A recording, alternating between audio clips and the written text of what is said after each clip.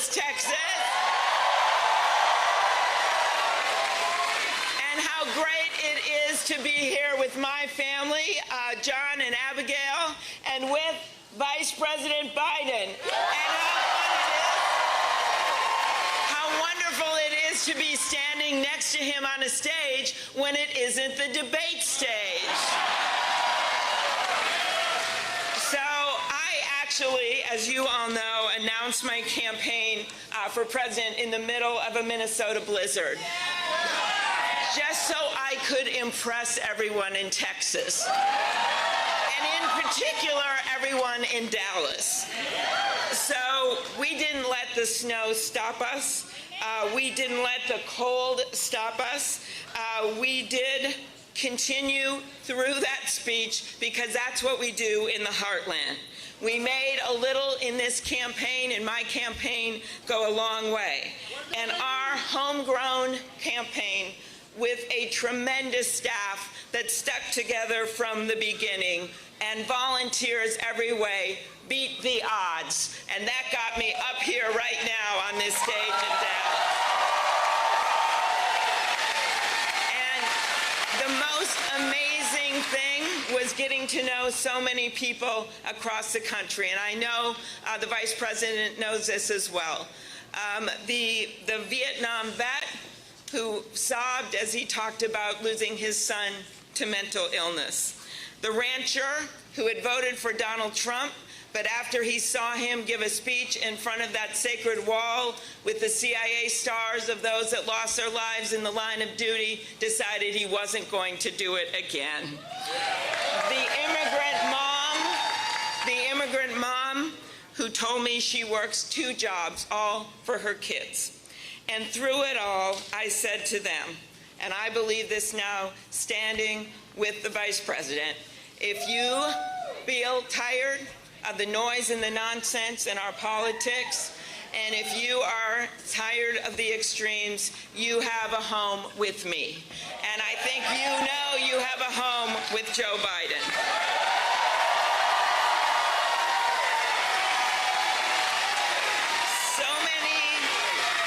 So many people joined us, supported us as we carried forward with this simple but fundamental message, and that it is time for Americans to join hands instead of pointing fingers. It is time to turn back the division and the hate and the exclusion and the bitterness. And it is time to work together, to lift up those who are left out and to bring people with us instead of shoving them away. I believe, and it's the reason I'm up here, that we are never going to out-divide the divider in chief. We must, as Americans, dream bigger than that. We have to be better than that. Because if we spend the next 4 months dividing our party and going at each other, we will spend the next 4 years watching Donald Trump tear apart this country.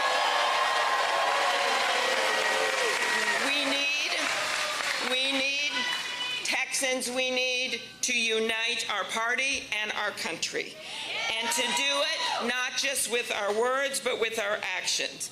It is up to us, all of us, to put our country back together, to heal this country, and then to build something even greater. I believe we can do this together. And that is why today I am ending my campaign and endorsing Joe Biden for president.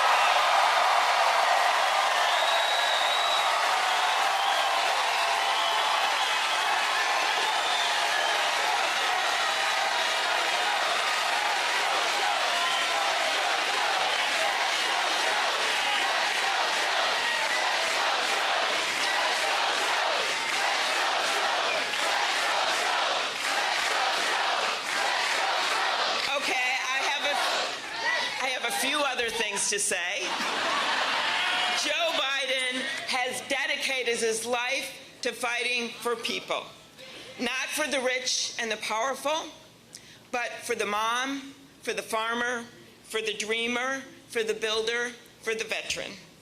He can bring our country together and build that coalition of our fired-up Democratic base, and it is fired up, as well as independents and moderate Republicans, because we do not, in our party, want to just eke by a victory. We want to win big, and Joe Biden can do that.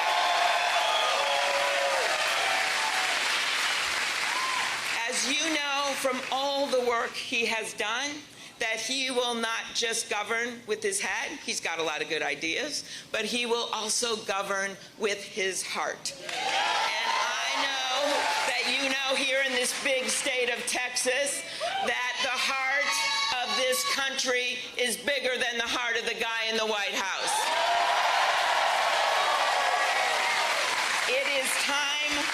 It is time, America, for a president that understands that service is not about self-interest. It is about sacrifice. It is time for a president that represents all of America, including people in the middle of this country, at a time when we see people in extremes that are trying to drown out people. And most of all, it is time, and this is what I feel so strongly about, it is time for a president that will bring decency and dignity back to the White House.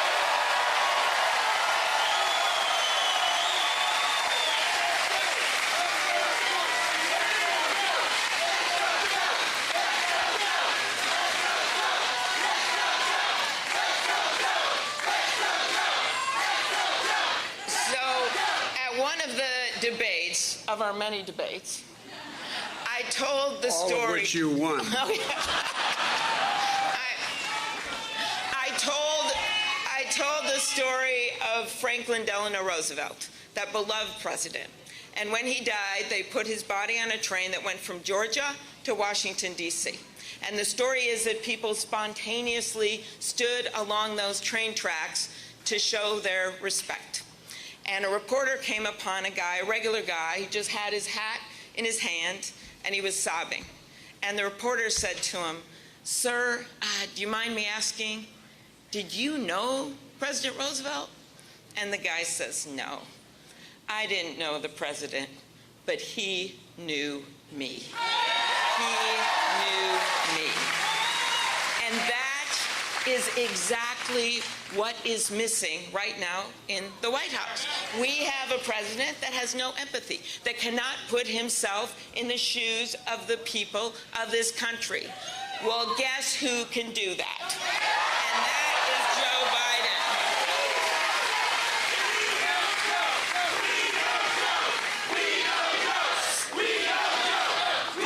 So, if you out there are trying to figure out how you stretch your paycheck to pay for your rent or your mortgage, or someone in your family is, you know Joe knows you, and he will fight for you. If you are someone trying to decide how do you pay for the long-term care for your parents and the child care or the college for your kids, Joe knows you, and he will fight for you. And if you are trying to figure out how am I going to fill that prescription for insulin or some other prescription drug or fill my refrigerator, Joe knows you, and he will fight for you. So I cannot think of a better way to end my campaign than joining his.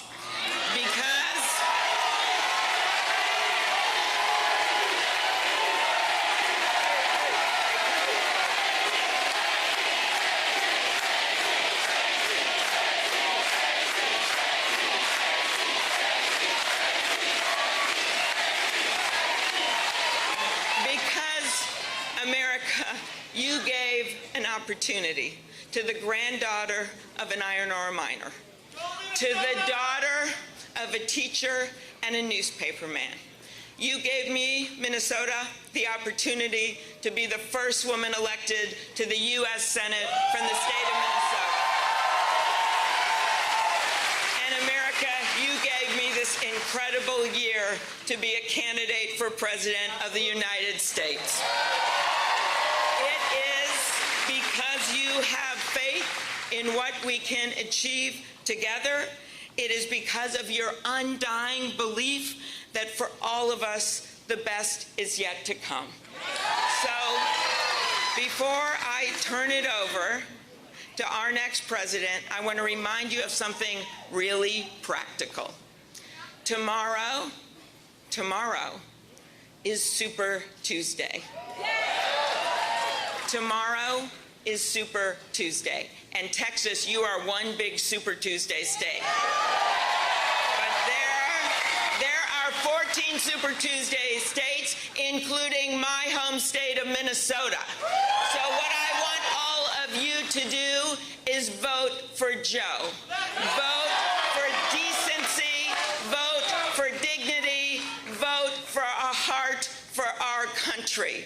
That is what he will bring to the White House. And with that, I give you the next President of the United States, Joe Biden.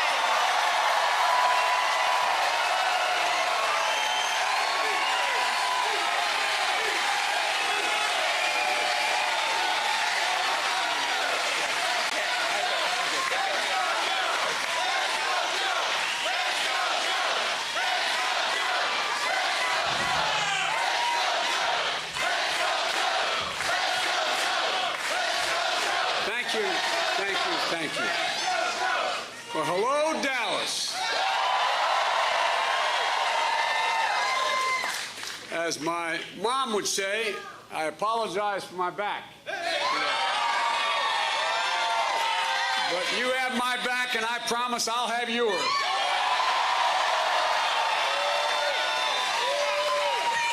Folks, Amy, thank you.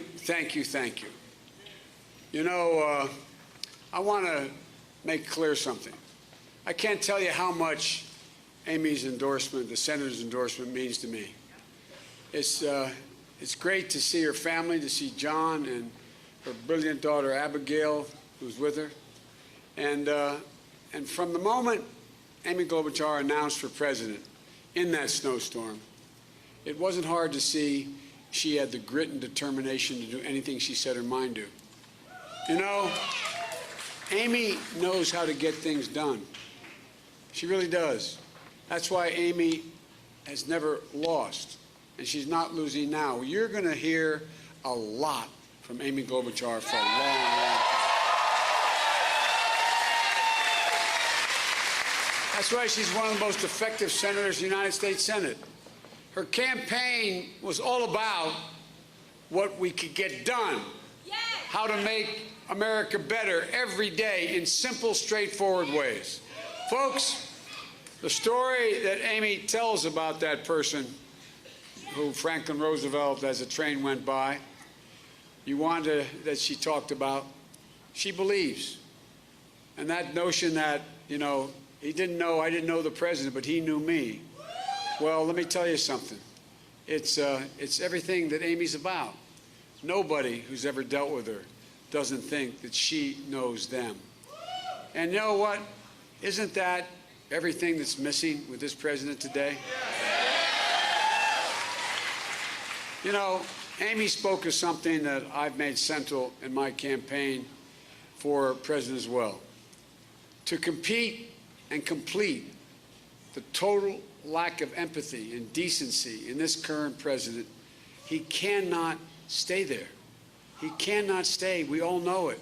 There is no sense of decency or honor. The way he ridicules people, the way he demeans people, the way he talks about and demonizes people who are different, the fact that he's so self-absorbed, he doesn't seem to care about anything else in this country. Folks, I mean, I believed that he wasn't going to be a very good president, but I have to admit to you, with Donald Trump, I didn't have any idea just how much it was going to be always about Donald Trump. You know, and it's having a corrosive impact. It's having a corrosive impact on our children. Folks, we're already seeing reports of children in school mimicking the behavior of the president. A large piece in the Washington Post talked about the way in which teachers are finding kids are bullying other kids and quoting the president, using the president's language, singling out immigrants for ridicule and harassment. What in God's name did we expect?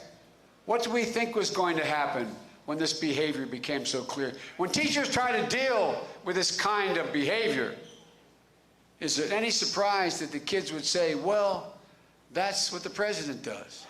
Apparently, the Washington Post article laid out a school and talked about them saying to the teachers, that's what the president does. You know, our children are listening. They're listening. And it's having a profound impact on our society. I've said many times in this campaign, this nation will be able to overcome 4 years of Donald Trump. But if this man is reelected, he will fundamentally alter who we are as a nation for better in a generation to come. And we cannot let that happen.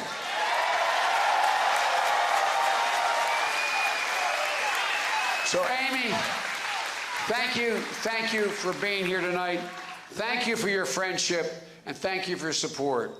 You know, I want to also thank you for the voice you're going to supply in this race. Thank you for your endorsement. I'm truly honored to have it. And folks, I wasn't joking.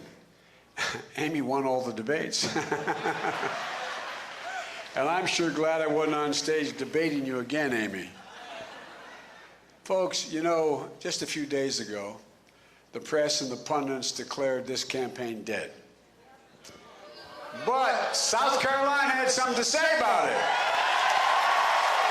And tomorrow, Texas and Minnesota and the rest of Super Tuesday states, you're going to have a lot to say about it.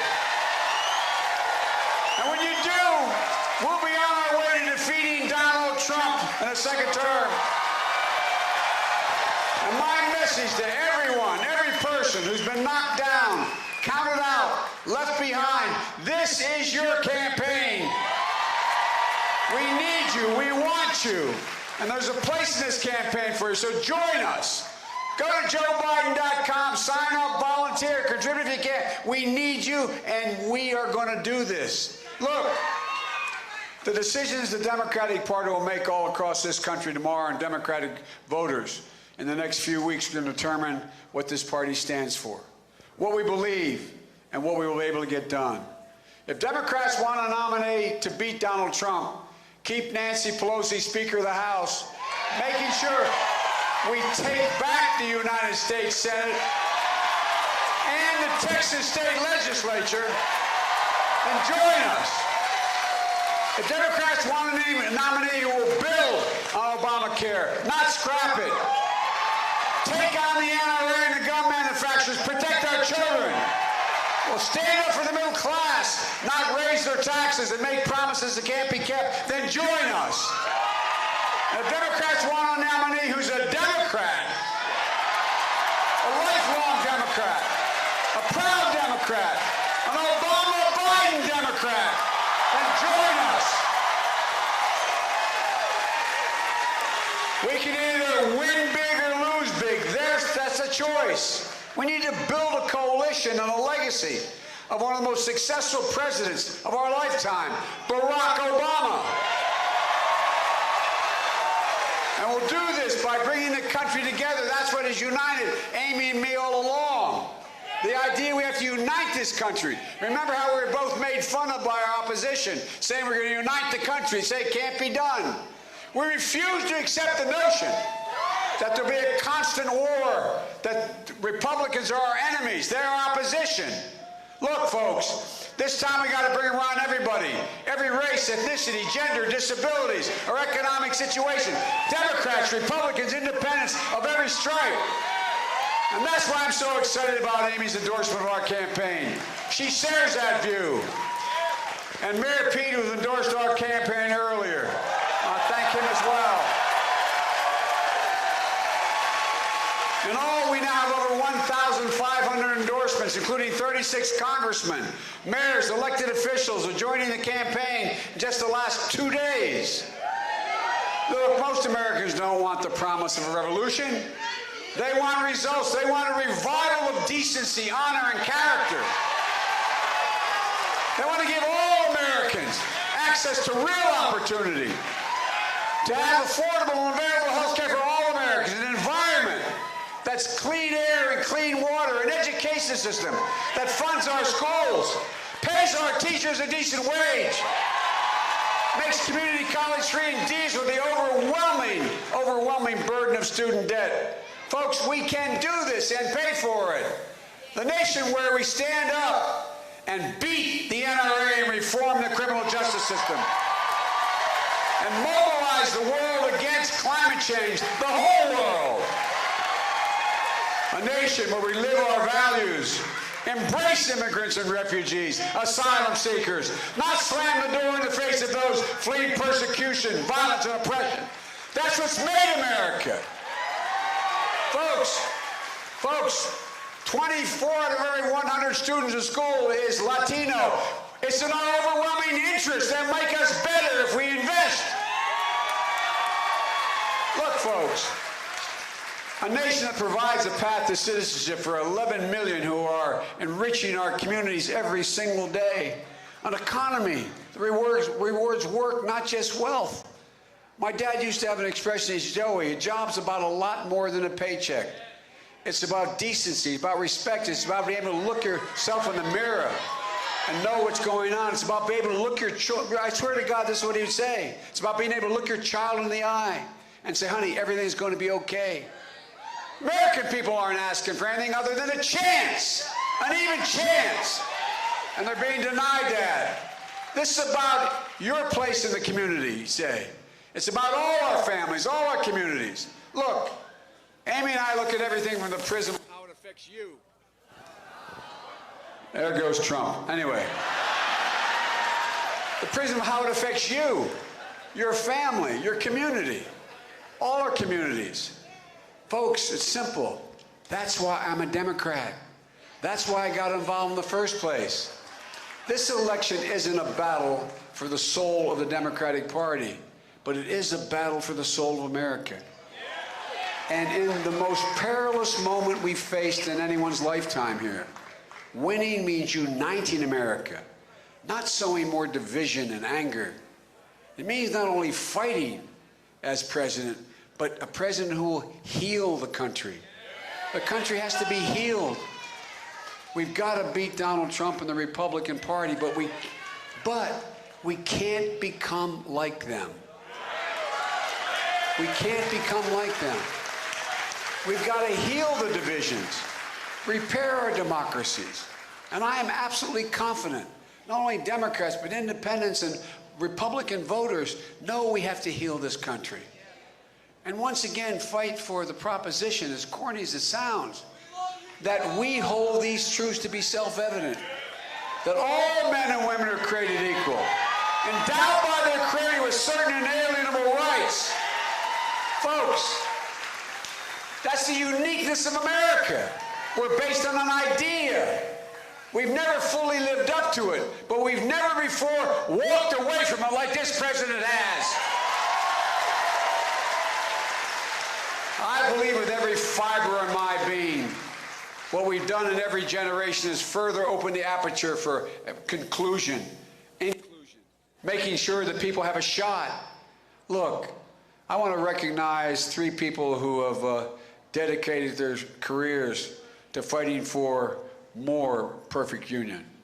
Colin Allard, he flipped this district, helped take back the House in 2016.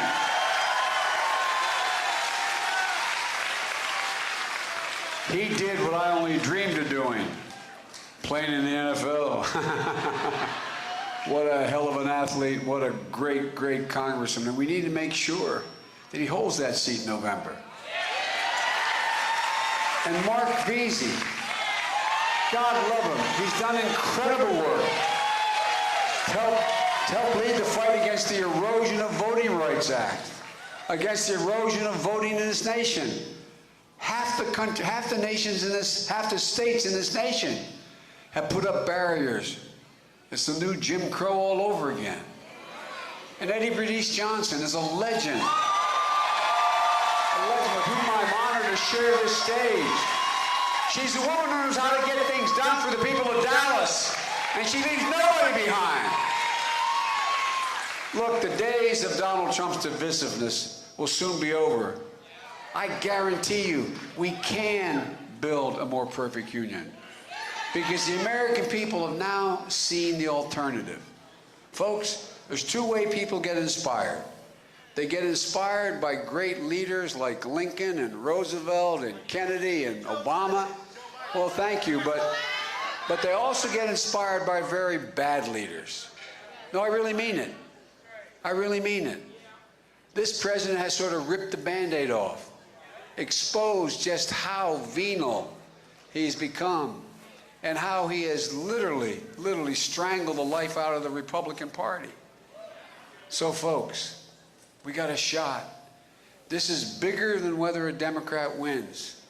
This is about restoring the character of America. Not a joke. Because we've been damaged all over the world. We've been damaged badly.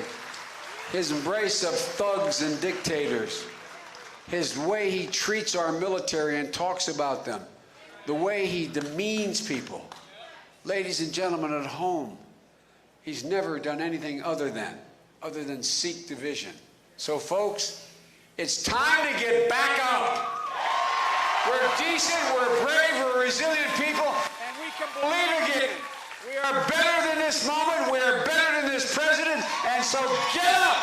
Let's take back this country. We're the United States of America, and there's not a single thing we cannot do if we do it together. God bless you all, and may God protect our troops.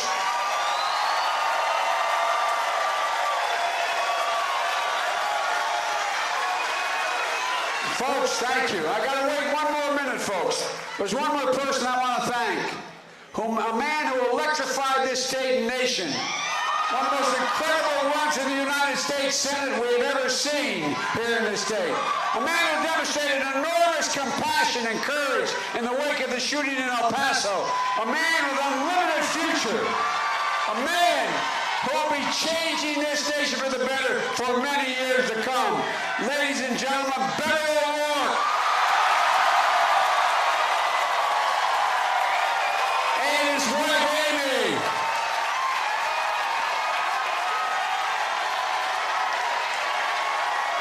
Come on, Beto, Amy. Amy, watch your step here. God love you. Thank you. Thank you, thank you, thank you.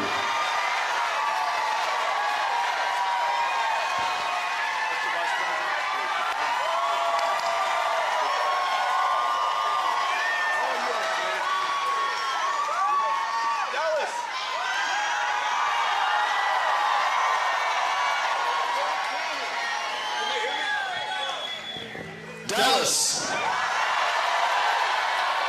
Tarrant County, Denton, Collin, anybody from the Rio Grande Valley, Far West Texas and El Paso, Lubbock, Amarillo and the Panhandle, Longview, Texarkana and East Texas, on behalf of every one of the 254 counties of this great state, we welcome Dr. Jill Biden and Vice President Joe Biden, el próximo presidente de los Estados Unidos, aquí con nosotros este momento.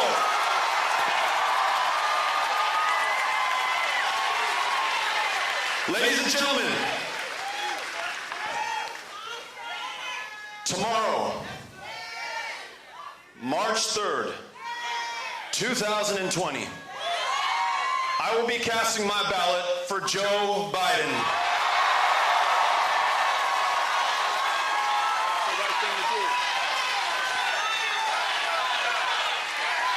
And let me tell you why. We need somebody who can beat Donald Trump. The man in the White House today poses an existential threat to this country, to our democracy, to free and fair elections. And we need somebody who can beat him. And in Joe Biden, we have that man. We have someone who, in fact, is the antithesis of Donald Trump.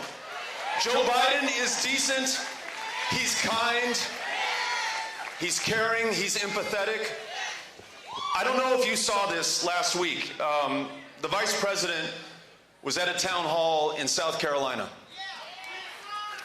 And Reverend Anthony Thompson came up to the microphone and talked about losing his wife at Mother Emanuel AME in South Carolina in 2015. And Joe Biden listened to him, in fact, with his eyes closed so that he could concentrate on every single word that that man said. And then he spoke back to him and to all of us from his heart, filled with compassion and love and the power to heal. He wanted to heal that man. He wanted to heal Charleston, South Carolina. But as someone who lives in El Paso, Texas, which saw another white nationalist rampage where 22 people were killed solely based on their ethnicity, on the color of their skin, on their country of national origin, I felt Joe Biden healing us. At a time that this country is so polarized, so deeply divided, we need somebody who can bring us together and heal us. We need somebody who can reestablish the moral authority of the United States. We need somebody who will fight for democracy here and abroad, because democracy is under attack here and abroad. We need Joe Biden.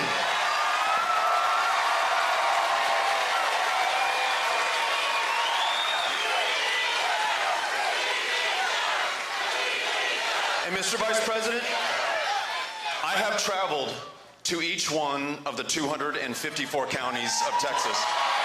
I know this state, and I've got to tell you, the fact that you take the time to listen to us, to be here, to understand our concerns as well as our aspirations means the world to us. This is a state that is dead last in the United States when it comes to the number of insured, which means that we have people dying of diabetes. The largest mental health care facility in the state is the county jail system in the state. Those with schizophrenia and bipolar disorder and clinical depression are getting arrested on purpose to get the care that they cannot find otherwise. We know that you are going to lead us to make sure that there is health care for each and every single one of us, every child, every man, and every woman. Mr. Vice President, you also know that whether it was Sutherland Springs or Santa Fe High School or El Paso, Texas at that Walmart this last August, or Midland, Odessa in the same year, we understand the devastating toll of gun violence in America and in this state.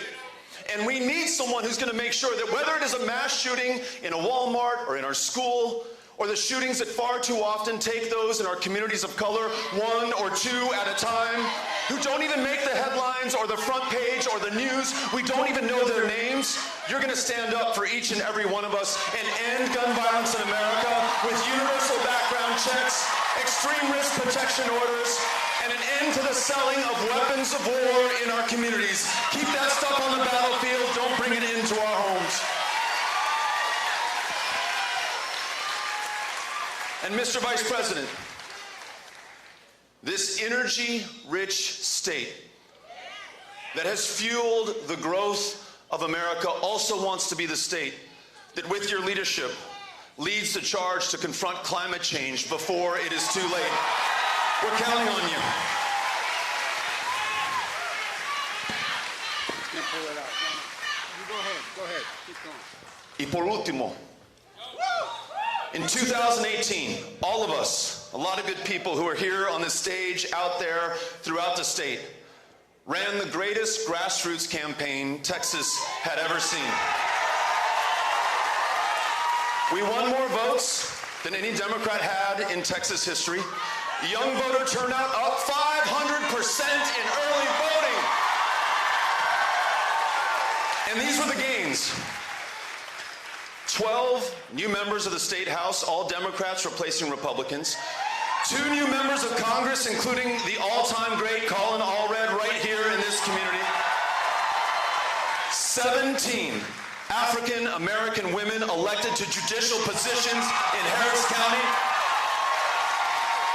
Now is the time to finish the job, make sure that we win the 9 seats that we lack to take control of the State House for the first time in 20 years, end the racist gerrymandering in Texas, and move forward on the issues we care most about. You, Mr. Vice President, as the top of the ticket, can help us do that. So, I want to let you all know,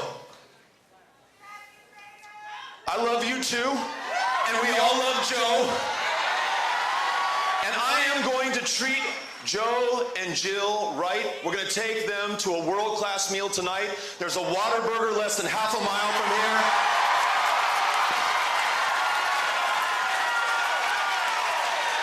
But first, make this one promise. Make this one promise. You. I'm getting Whataburger orders shouted from behind me, okay? You, your family, your friends, your neighbors, your classmates, your colleagues, every single one of us is going to get after it and vote tomorrow. Are you with me? Are you with Joe? Ladies and gentlemen, el próximo presidente de los Estados Unidos, Joe Biden. Let's do it for Joe. I want to make something clear. I'm going to guarantee you this is not the last year seeing this guy. You're going to take care of the gun problem with me. You're going to be the one who leads this effort. I'm counting on you. I'm counting on you. We need you badly. The state needs you. The country needs you. You're the best. Thank you, thank you, thank you.